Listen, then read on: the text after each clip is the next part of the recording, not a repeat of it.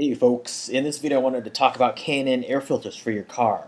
I used them for years, but I've stopped using them lately. I just use the regular paper filters now because I've seen a lot of tests online, and I'll post videos to the different, I'll post links to the different videos of people testing them where they don't even increase your performance like hardly at all, yet they're pretty expensive. The cleaner kit that you buy, like with the cleaner and the oil, is also quite expensive, and you have to use their stuff. Like they don't tell you that you can use different like store-bought oil or cleaners. You have to buy their brand. Um, but the main thing is that there are some negatives with them, and there's actually two negatives that I have heard about. One is that they can let in larger particles of air into your engine, and number two is that on some cars, some of the oil from the filter actually goes into your engine and can actually mess up the mass airflow sensor of your car. Um, that's in your car, and over time, like over years, I can definitely see that happening because little minute bit of oil will keep flowing onto that mass airflow sensor, through the air through the intake, and eventually that mass airflow sensor is going to get coated with oil, and then it will start fouling. Now, K&N's response to that has been pretty dubious at best, in my opinion. They've tried to argue, saying, "Oh, no one can prove that it's our filter system that's causing the problem.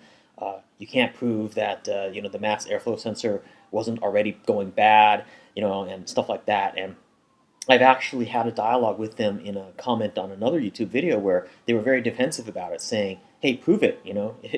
If it's you know, if our air filters are causing the problem, prove it. We haven't seen the proof yet." And I guess they have a point, but I would think that the burden of proof is on them to prove it wrong. If somebody is making claims against them or whatever. But anyway, I didn't really like the attitude of the support people on that, and there haven't been any third party claims or whatever saying that the K&N air filters really increase your horsepower or whatever that much. Certainly, they don't claim to increase your mileage at all versus a paper filter. And paper filters being so cheap, $5 or $6, and not degrading your performance hardly at all, seems to be a no-brainer to me.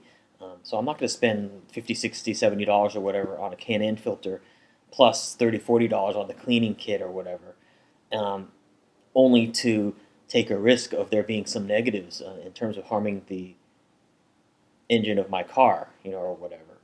Um, and also the physics of it. You got to understand the physics of it, because an engine for a given horsepower and a given RPM will always take in the same amount of air no matter what. So it just as an example, I don't know, 6,000 RPM on the freeway or whatever. Your engine is going to be taking in the same amount of air at 6,000 RPM on the freeway, whether you have a K&N filter or whether you have a paper filter in there. Um, and so basically what I'm trying to say is it doesn't really make very much performance difference at all.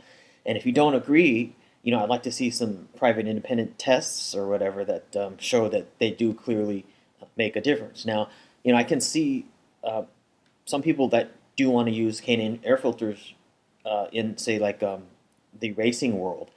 People who race a lot and who want to clean it, and don't want to go through a lot of paper filters and have to keep buying them and storing them and stuff. I can definitely understand that. And that's in fact, I think where K&N got their start is on like the dirt, off-roading kind of circuit and stuff like that. But I think just for general street use or even racing, it's just not necessary. And I think that the negatives definitely sort of outweigh the positives with regards to a K&N air filter. Number one, they're quite expensive. Number two, the oil can over time mess up your mass airflow sensor and sort of coat it with the K&N oil. And number three, the K&N air filters can let in larger particles of air. And this has been stuff that people have posted on forums and have been their findings as well. So I'm not just making this stuff up or anything like that.